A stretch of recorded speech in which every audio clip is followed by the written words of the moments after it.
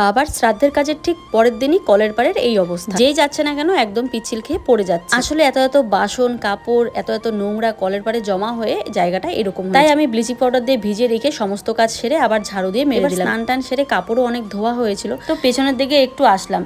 যাক, সারাদিনের কাজকর্ম সেরে এবার একটু সময় পেয়ে এবার একটু ফোন দেখবো। আরে মোবাইল ঘাটতে ঘাটতে তো একটা দারুণ স্যাটিসফাইং ভিডিও দেখলাম। সংসারের নানান কাজ করে যা ট্যান পড়েছে আমাকেও এটা করতে হবে। আর এটা করার জন্য আমি নিয়েছি good vibes ubtan insta glow powder, যেটা স্কিনকে ডিপলি ক্লিন করবে। আর এর মধ্যে আছে স্যাফরন আর টারমারিক পাউডার, যা ট্যানিং আর ইনফ্লামেশনের সাথে ফাইট করে। এবার আমি এটাতে দিয়েছি দুধ সাথে কফি। কফি কিন্তু স্কিনকে ইভেন আউট করে, আর দুধ আমাদের স্কিনকে হাইড্রেট আর স্মুথ করে। আর এটার মেন উপাদান হচ্ছে গুড ভাইবস উপটন পাউডার। সাথে এটা কিন্তু 100% ন্যাচারাল।